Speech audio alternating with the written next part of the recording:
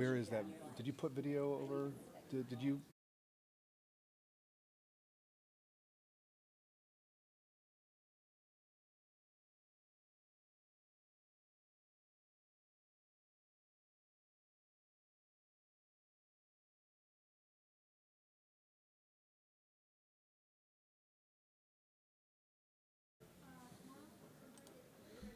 Good morning. I'm Rick Folbaum from Atlanta News First, getting you caught up on this Wednesday morning's headlines. And we've got a breaking story that has just come into the newsroom. And I'm getting some information that has been printed out for me. So forgive me while I look down. I'm going to read this to you. That says the Calhoun police have called the Georgia Bureau of Investigation, the GBI, and asked them to look into a shooting that involved an officer. So officers said that the shooting happened at a Shell gas station off of Highway 53. That this was a case involving DEA agents, that's the Drug Enforcement Agency, the federal agency. Also Calhoun police helping out during this investigation, we're told. The GBI announced that it is investigating. They did not give out any details about the investigation or the shooting or the exact circumstances of the incident. We also don't know whether anyone has been hurt, but again, this is something that happened at a Shell gas station off of Highway 53. This is a developing story involving the Georgia Bureau of Investigation. It seems as though there was a shooting involving a police officer. So again, a story that we'll continue to follow for you right here on Atlanta News First. You can stay with us for updates throughout the day as we get more information about that. Another story that we're following is the story involving the father and son who were charged in connection with the deadly school shooting at Appalachia High School. You may remember that the father in this case is charged and accused of giving the gun to his 14-year-old son. This is the gun that was allegedly used in the shooting back in September that killed 2 students and 2 teachers. The father asking for a change of venue. He got that request granted by the judge, and now we know when the trial is about to start. And so that's something that, another story that of course we are following as I try to pull this video up for you and show you. Of course, there he is. That right there is Colin Gray. And we know that his trial is going to start on September the 8th. His charges include murder and cruelty to children. And again, he is accused of giving his son the gun that was used in the deadly Appalachia High School shooting. And again, earlier this month, the judge ruled that his trial will not take place in Barrow County.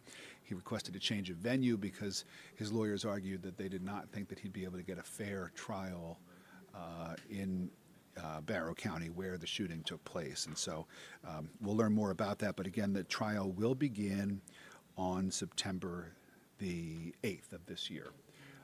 Okay, another story that we're following today has to do with students, international students, and at least 500 of them have had their legal status now reinstated. This has been a huge story all over the country, including here in Metro Atlanta, where we have international students from all over the world who come to study at some of the amazing colleges and universities that we have here in North Georgia. And so now at least 500 international students who had their student visas revoked have now had that have now had them reinstated. Their legal status is reinstated. And this comes after more than 1,500 students and recent graduates, including dozens in Atlanta, had their visas or statuses revoked in the Student Exchange Visitor Information System, or SEVIS.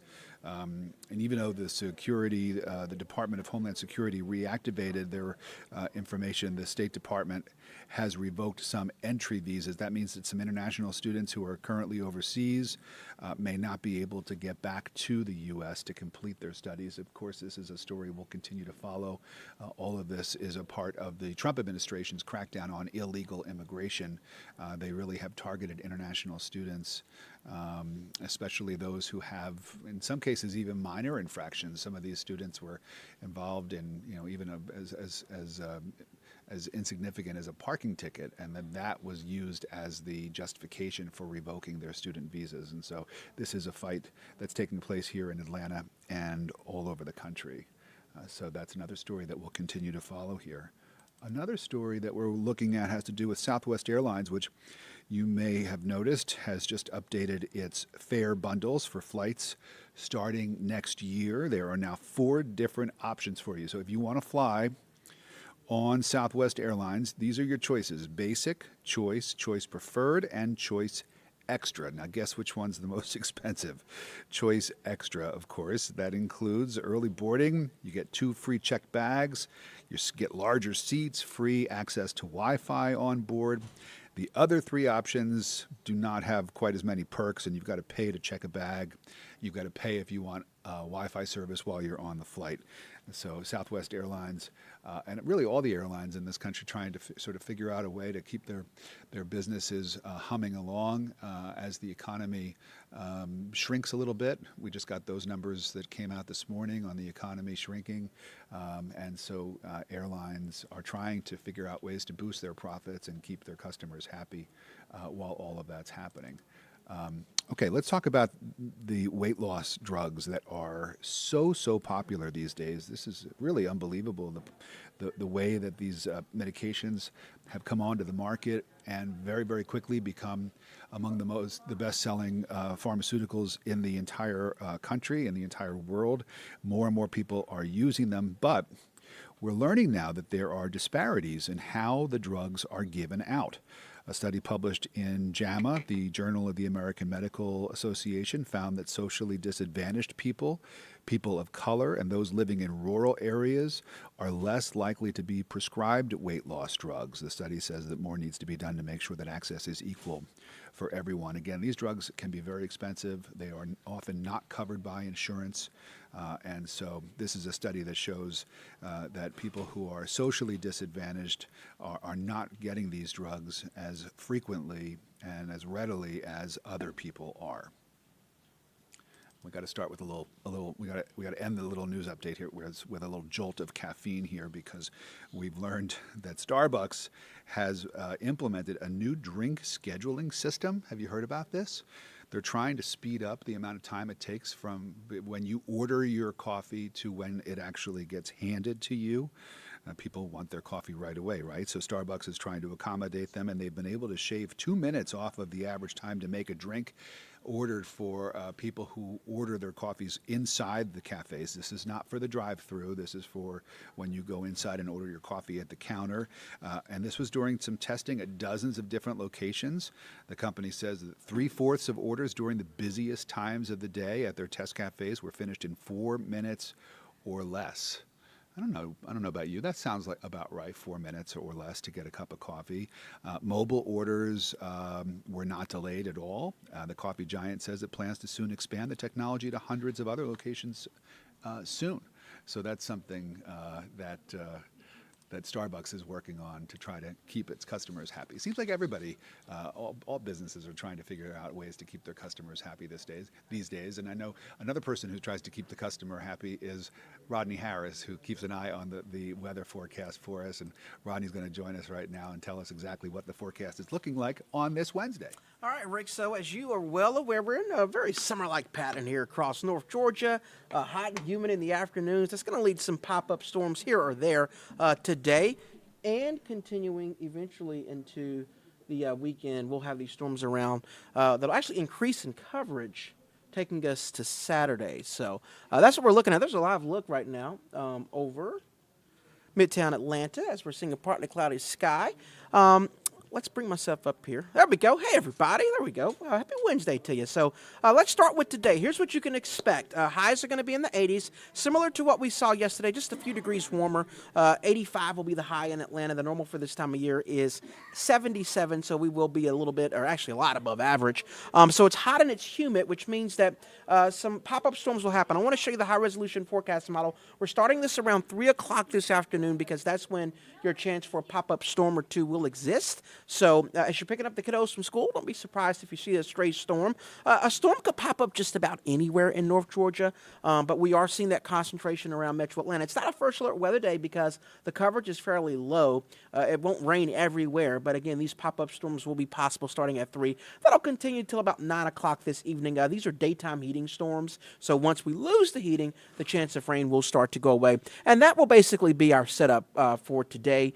tomorrow and Friday. And that's what you'll see in the 7-day forecast, 20-30% coverage of some daily pop-up storms, particularly in the afternoon going into the evening. You'll notice, though, that the chances of rain will go up as we get closer to Friday and Saturday. The reason why the chances of rain are going up is because a cold front will move through on Saturday, and as that cold front gets closer and closer to North Georgia, it'll help to increase the coverage of the rain. So we're only at about a 20 or 30% chance for today and tomorrow, but notice Friday, that coverage will go up to 40%. So Friday's not a first alert yet, but I do want to let you know pop-up storms will be possible Friday afternoon and evening. If you're headed out to see the Braves, the Dodgers are in town at 7:15. It's not impossible to see a storm there. We're in a pattern where it's very difficult to know exactly where these storms will pop up. So a random storm could be just about anywhere on Friday evening. So keep that in mind if you're headed out to the Battery or to see the Braves. And don't forget, of course, you can watch the Braves right here on Peachtree TV at 7:15. Again, that is Friday night as the Dodgers are in town. So Saturday, we have activated that first alert weather day,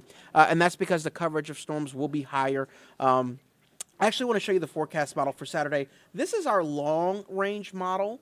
So it's not going to be too specific with the timing. It's just going to kind of show you a general idea of what to expect. And as you can see, by Saturday afternoon going into Saturday evening, we will have numerous showers and storms out there. I will say that as we get closer to Saturday, by tomorrow, as a matter of fact, we'll be able to fine-tune the area and the timing of the storms a little bit better for you. But this just gives you a general idea of Saturday afternoon, evening, and perhaps Saturday night, seeing showers and storms out there. So if you have any plans on Saturday, it's already a first alert weather day. Make sure and plan accordingly as we are expecting that rain to move in. This front will push all of that out of here by Sunday morning.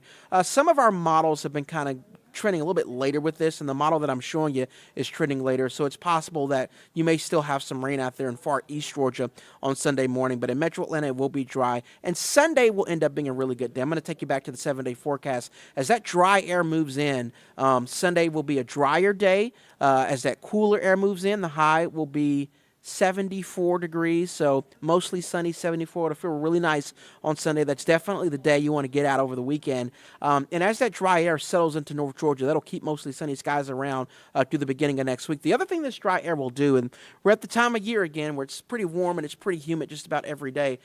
So our lows have been in the 60s over the past several days, and they'll stay in the 60s through at least Saturday morning. But once that dry air and that slightly cooler air filters in, not only will our highs drop into the 70s, but by Monday, like as you're driving to work, we're looking at low mid-50s. So it will feel really pleasant on Monday morning and Tuesday morning because of that dry air that will be over. So let's look at your forecast.